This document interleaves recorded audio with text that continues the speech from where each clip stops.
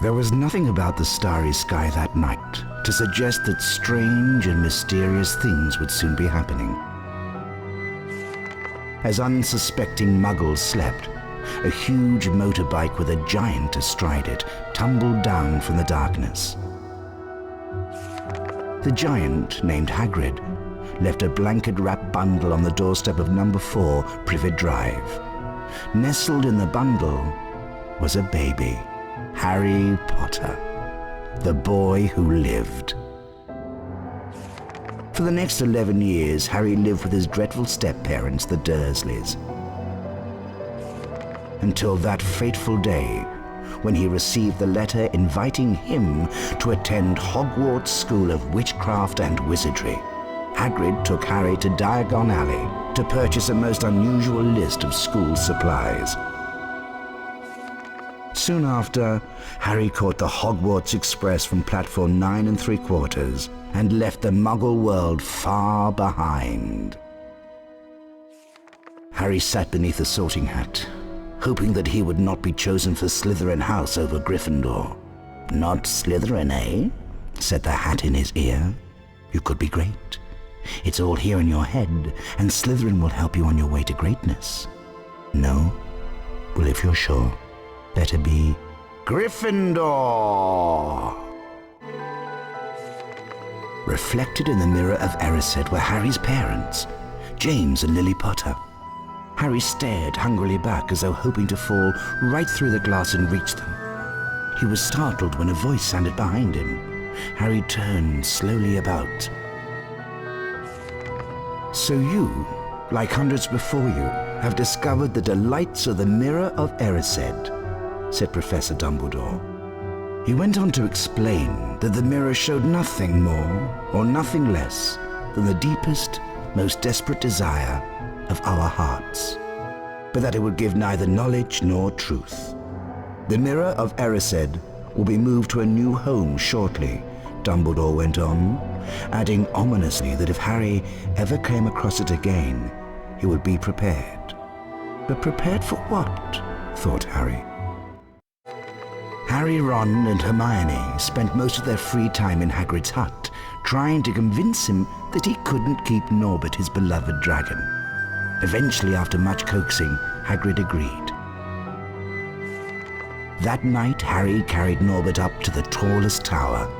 Ron's brother, Charlie, had arranged to collect the dragon from the tower and return him to Romania. Once Norbert had been freed, however, Malfoy sprang his trap. Harry was caught by Professor McGonagall. For his detention, Harry was to make his way into the Forbidden Forest and search for a wounded unicorn. Harry was rescued in the nick of time by the centaur Firenze and rode on his back to safety. Firenze explained that unicorn blood had the power to keep someone alive who was an inch from death. Harry realized that the hooded figure he'd seen in the clearing was none other than he who must not be named, Lord Voldemort.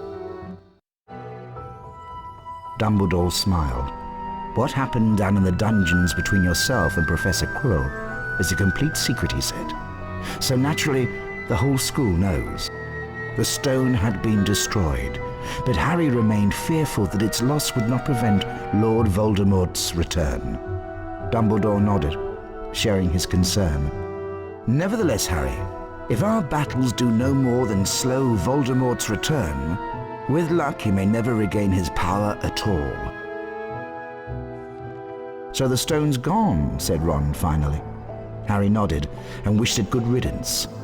Then Ron produced a brand new famous witches and wizards card from his robes and handed it to Harry. "You've got the whole set now, Harry," Ron said. Harry was stunned. Ron went on to remind Harry of the Quidditch match that day. "Anyway," he said, "you haven't got time to sit around in here. We've got Slytherin to beat."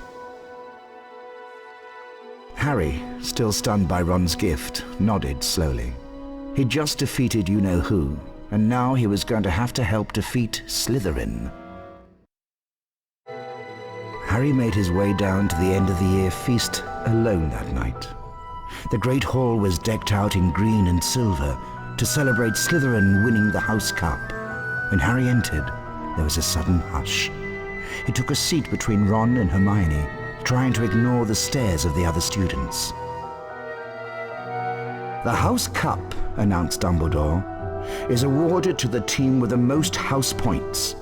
At the moment, that would seem to be Slytherin. A storm of cheering and stamping broke out from the Slytherin table.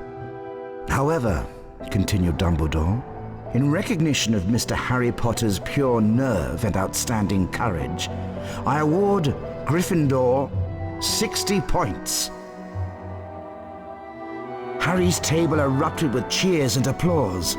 The additional points had won the House Cup for Gryffindor. It was the best evening of Harry's life. Better than winning at Quidditch or Christmas or knocking out mountain trolls. He would never, ever forget tonight.